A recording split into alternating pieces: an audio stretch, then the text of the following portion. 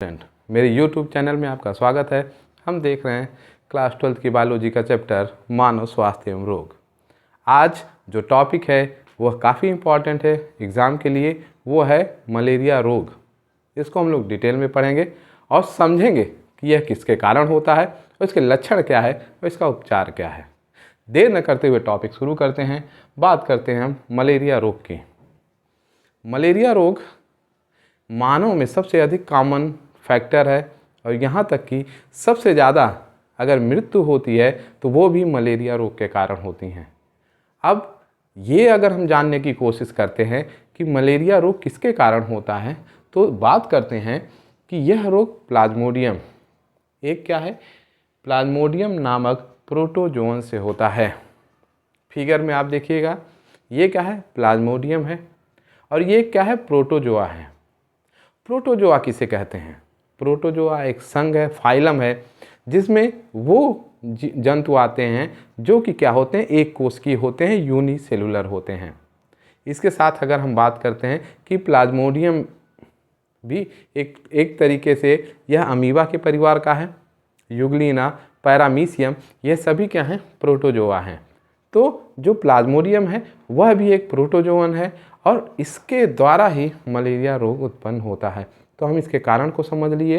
अब एक विशेष बात क्या है कि प्लाज्मोडियम एक परजीवी है, पैरासाइट है। परजीवी क्या होते हैं? परजीवी होते हैं जो किसी के शरीर के ऊपर रह के अपना भोजन प्राप्त करते हैं, उसे हम परजीवी या पैरासाइट कहते हैं। अगर हम बात करते हैं कि जैसे मानव में क्या होता है, जूं होती हैं। जूं क्या होती हैं? सर में रहती हैं और वो हमारा खून पीती हैं और हमारे सर में रहती हैं। तो ये क्या है, पैरासाइट हैं, ये परजीवी हैं और हम क्या कहलाते हैं, उनके होस्ट यानी परपोषी।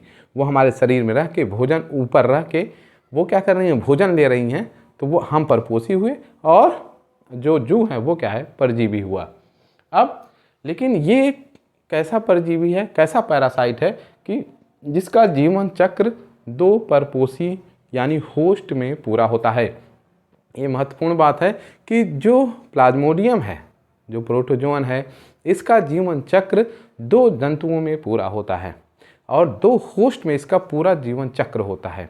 जीवन चक्र का क्या मतलब होता है? जीवन चक्र का मतलब हुआ कि वह पैदा हो, फिर बड़ा हो, फिर जनन करे और कुछ समय बाद उसकी मृत्यु हो जाए, फिर आगे ये चक्र इसी तरीके से चलता रहे, तो वो जीवन चक्र कहलाता है।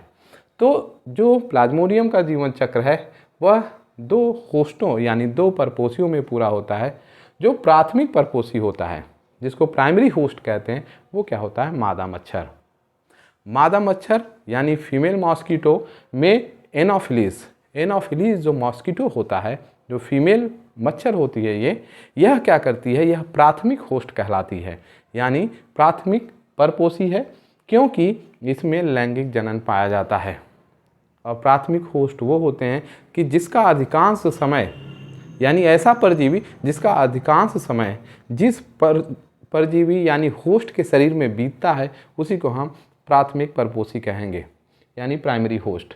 जो सेकेंडरी होस्ट होता है वो कौन होता है, मनुष्य। मनुष्य में प्लाज्मोडियम आता है, किसके द्वारा आता है, मच्छर के द्वारा आता है और मच्छर के द्वारा जब शरीर में आता है तो उसमें अलैंगिक जनन होता है, असेक्सुअल रिप्रोडक्शन होता है और वो क्या कहलाता है, वो कहलाता है द्वितीयक परपोषी यानी द्वितीयक होस्ट कहलाता है।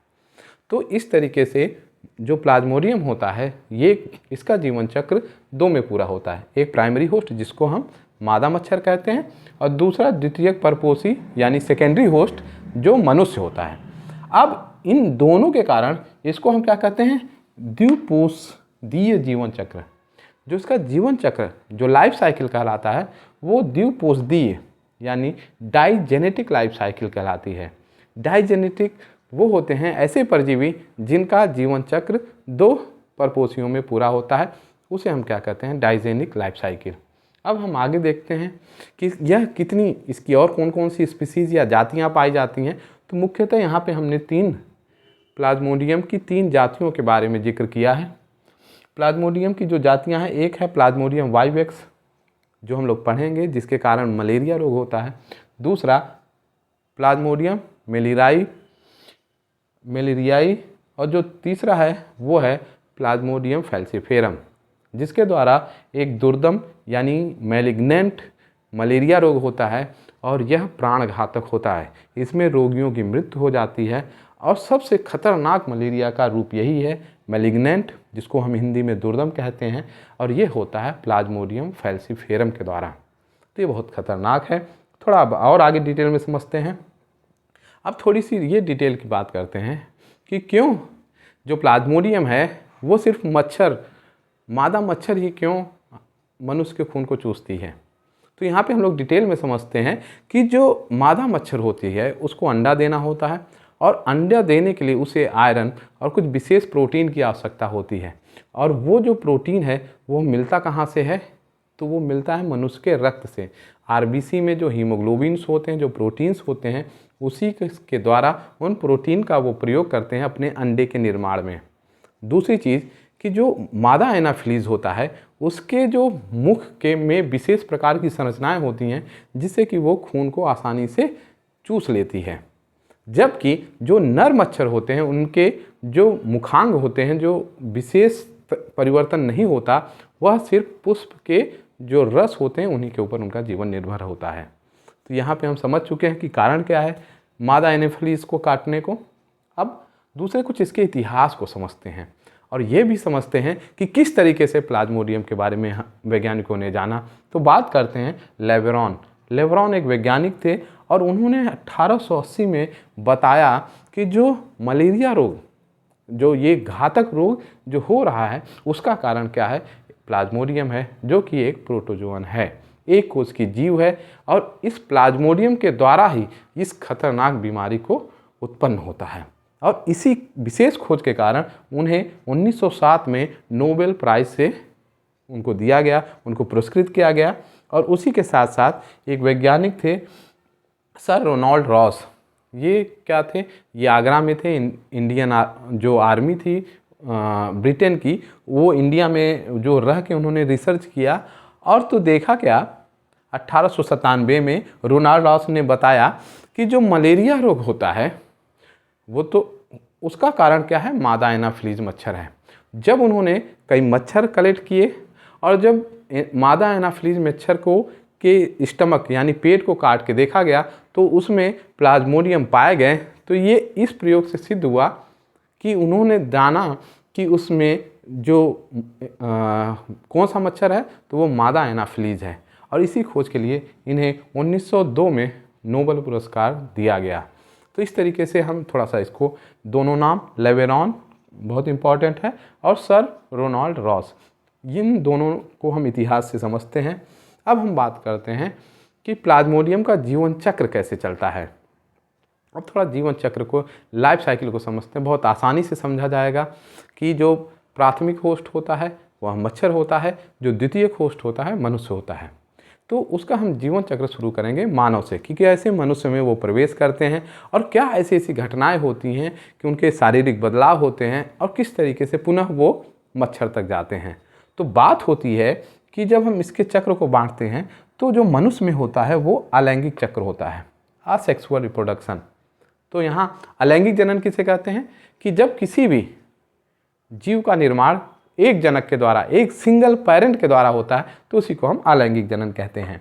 अलैंगिक जनन को दो भागों में बांटा गया। वो क्या कि बाह्य रुधिराणु चक्र।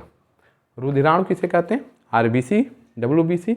तो लेकिन यहाँ रुधिराणु की बात होगी तो आरबीसी की बात होगी कि प्लाज्मोडियम का ऐसा चक्र कि जो बाह्य माने बाहर, किसके, रुधिराणु, यानी आरबीसी के बाहर होने वाला चक्र। आरबीसी यानी रेड ब्लड सेल्स। तो जब प्लाज्मोडियम आरबीसी के बाहर जनन करेगा, एक उसमें डिवाइड हो जाता है, और दूसरा होता है रुधिराणु चक्र। यानी जब प्लाज्मोडियम रुधिराणु के अंदर प्रवेश करके जनन करता है, वो भी कैसा जनन, अलैंगिक जनन करता है, तो वह कहलाता है रुधिराणु चक्र। तो इन दो भागों को हम डिटेल में समझते हैं। तो बात होती है किसकी, बाह्य रुधिराणु चक्र की। अब कोई स्वस्थ इंसान है, यहाँ बिंदु को समझते हैं। प्लाज्मोडियम का संक्रामक रूप स्पोरोजोइट्स होता है। स्पोरोजोइट्स, अब ये क्या है, हम तो प्लाज्मोडियम जानते थे, फिर आप कहेंगे सर कि प्लाज्मोडियम का संक्रामक रूप क्या होता है, स्पोरोजोइट्स। जैसे क्या होता है, रावण क्या रहा, साधु बन के गया, तो साधु में वो क्या किया, अच्छे से भिक्षा मांगा कि भैया दे दो, हम साधु हैं, हमको भोजन चाहिए, सीता जी माता से मांगे।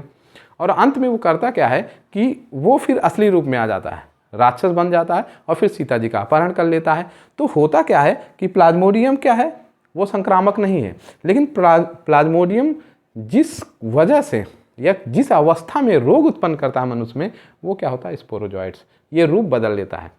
और जो प्लाज्मोडियम का बदला हुआ रूप स्पोरोजोइट्स होता है, इसी के द्वारा इन्फेक्शन और संक्रमण होता है। मलेरिया रोग की यहीं से शुरुआत होती है। अब ये स्पोरोजोइट्स मनुष्य के शरीर तक पहुँचते कैसे हैं, इसको समझते हैं। बात होती है कि जब कोई संक्रमित मादा, यानी कोई मादा एनाफिलीज है और उसमें कौन सा पाया जा रहा है, प्लाज्मोडियम पाया जा रहा है। फिर से समझते हैं, कोई मादा है, मादा एनाफिलीज, उसमें प्लाज्मोडियम पाया जा रहा है और वह स्वस्थ मनुष्य को काटती है। कोई हेल्दी आदमी है, उसको वह जाके मच्छर एनाफिलीज क्या करती है, काटती है। मान लेते हैं कि वह फीमेल एनाफिलीज मुझे आके काट रही है, तो होता क्या है कि उसके लार ग्रंथियों से, यानी जो मादा एनाफिलीज है उसकी लार ग्रंथियाँ से लार बाहर आएगा खून चूसते समय। ऐसा क्यों होता, थोड़ा समझते हैं। होता क्या है कि जब मच्छर इंसान को काटता है तो हमारे खून में एक विशेष गुण होता है। वो विशेष गुण क्या होता है कि हमारा खून जैसे हवा के संपर्क में आता है, या उसके अंदर गुण होता है कि वो बहुत जल्दी थक्का, उसमें कोगुलेशन आ जाता है, थक्का जम जाते हैं, खून जम जाता है, और जमने के कारण ही चोट लगते हैं तो उस पर पपड़ी आ जाती है।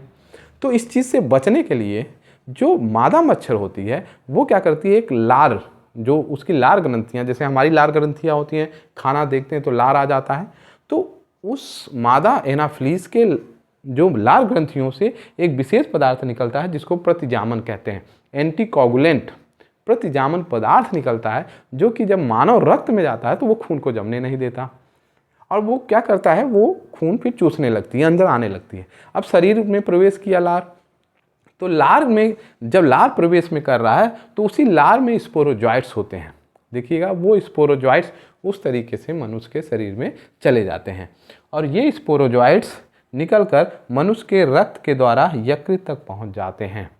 अब जैसे स्पोरोजोइट्स मादा मच्छर के लार ग्रंथि से निकल के मनुष्य के खून में गए, रक्त में गए, तो वो खून में नहीं रहेंगे, वो खून के सहारे पूरे शरीर में, आपको भी पता है कि खून घूमता रहता है हृदय के द्वारा, और वो सारे स्पोरोजोइट्स जो होते हैं वो चले जाते हैं लीवर में, यकृत में। अब यहाँ एक विशेष चीज़ होती है, जो लीवर सेल्स होती हैं उनको हम हिपैटोसाइट्स कहते हैं, आप जान जाइएगा। अब इस फिगर में देखिएगा कि जैसे स्पोरोसाइट्स इस लीवर की कोशिका में घुसे, जैसे घुसेंगे तो अभी आकार इनका छोटा है, बहुत 5 से 15 माइक्रोमीटर में उनका आकार है, लेकिन जैसे वो लीवर सेल्स में जाएंगे, हिपैटोसाइट्स में जाएंगे, ये अपने आकार को बड़ा कर लेंगे, वहाँ पे भोजन लेंगे, अपने आकार को मोटा कर लेंगे, क्योंकि फ्री में भोजन मिल रहा है यकृत में। यकृत क्या होता है, फूड को स्टोरेज भी करता है, तो इनको पर्याप्त भोजन मिलता है और ये अपना साइज बड़ा कर लेते हैं उस कोशिका के अंदर। अब होता क्या है कि जैसे वो यकृत में गए तो यकृत कोशिकाएँ जो हिपैटोसाइट्स होती हैं वह स्पोरोजोइट्स उसमें प्रवेश कर कर अपना आकार बढ़ा लेते हैं, जिसे क्रिप्टोजोइट्स कहते हैं। जैसे वो स्पोरोजोइट्स अंदर गए, उनको भोजन मिला, वो भोजन खाए, मोटे हुए, वो क्या कहलाए, क्रिप्टोजोइट्स कहलाए, और ये क्रिप्टोजोइट्स इन्हें कहेंगे। तो प्लाज्मोडियम था, प्लाज्मोडियम का जो संक्रमित रूप था वो स्पोरोजोइट्स लीवर सेल में गए, खा के मोटे हो गए, अब वो क्या कहलाए, क्रिप्टोजोइट्स। अब होगा क्या आगे कि इन जो क्रिप्टोजोइट्स हैं, अब इसमें विशेष प्रकार का क्या होता है, बहुखंडन होता है या बहुविभाजन, जिसको मल्टीपल फिजन कहते हैं। लीवर की कोशिका में जब ये स्पोरोजोइट्स अंदर गए, फिगर में देखिएगा, तो इनके जो न्यूक्लियस यानी केंद्रक होते हैं, वो केंद्रक अब छोटे छोटे हजारों केंद्रकों में टूट जाएंगे, और उसी तरीके से टूटेंगे कि जैसे अलैंगिक जनन होता है, और वह जो केंद्रक होता है वह टूट टूट के अंदर क्रिप्टोजोइट्स में उस यकृत कोशिका में बहुत बड़ा आकार लेगा, और उस कोशिकाओं में हजारों केंद्रक हो जाएंगे छोटे छोटे, और उसमें कोशिका द्रव उनको चारों तरफ से घेर लेगा। फिगर में देखिएगा, इस तरीके से उस लीवर की कोशिका यानी हिपैटोसाइट्स में हजारों क्या पाए जाते हैं, केंद्रक इकट्ठे हो जाते हैं। अब होता क्या है, इसको हम यहाँ पे देख लेते हैं टॉपिक में। जल्द ही क्रिप्टोजोइट्स बहुविभाजन मल्टीपल फिजन करते हैं। हमने जाना कि यकृत कोशिका में जाने के बाद इनका केंद्रक लगातार विभाजित होता रहता है और जब विभाजित होता है इसको मल्टीपल फिजन या साइजोगोनी कहते हैं। तो विशेष यहाँ एक विभाजन होता है लीवर की कोशिकाओं में जिसको हम साइजोगोनी कहते हैं। साइजोगोनी करके 1000 नन्हे मीरोजॉइट्स बनाते हैं। तो लीवर के अंदर जो छोटे छोटे आप ये देख रहे हैं केंद्रक से और छोटी छोटी संरचनाएं बन जाती हैं, अब इन्हें हम मीरोजॉइट्स कहते हैं। तो जो यकृत कोशिका में आके बहुखंडन किए तो ये जो स्पोरोजॉइट्स थे क्रिप्टोजॉइट्स में बदले और क्रिप्टोजॉइट्स जब हजारों छोटे छोटे कण में बदल जाते हैं, छोटे छोटे केंद्रक में बदल जाते हैं, उन्हें हम मीरोजॉइट्स कहते हैं। अब होता क्या है कि ये मीरोजॉइट्स क्या होते हैं, उस कोशिका यकृत कोशिका में एकदम भर जाते हैं, फूल जाते हैं और अब इस कोशिका को हम क्या कहते हैं, साइजांट। साइजांट यानी विशाल कोशिका बन जाती है किसके अंदर, लीवर सेल के अंदर। और जैसे एक विशाल कोशिका बन जाती है, अब होता क्या है कि कोशिका बहुत छोटी है, उसमें हजारों छोटे छोटे केंद्रक बनते जा रहे हैं किसके, मीरोजॉइट्स के, और इतना ज़्यादा बन जाते हैं और वो साइजांट अवस्था में आ गए। अब यह कोशिका क्या हो जाती है, फट जाती है। और जैसे ये फटती है तो ये जो मीरोजॉइट्स हुए उस यकृत कोशिका को मार देते हैं और मार के वो बाहर यकृत में तैरने लगते हैं। अब क्या होता है कि मीरोजॉइट्स के दबाव से यकृत कोशिका फट जाती है, फट गई, जिससे कुछ मीरोजॉइट्स रक्त में जाकर यानी आरबीसी में प्रवेश करते हैं, आरबीसी यानी रेड ब्लड सेल्स में प्रवेश करते हैं, जबकि कुछ पुनः यकृत कोशिका में प्रवेश कर जाते हैं।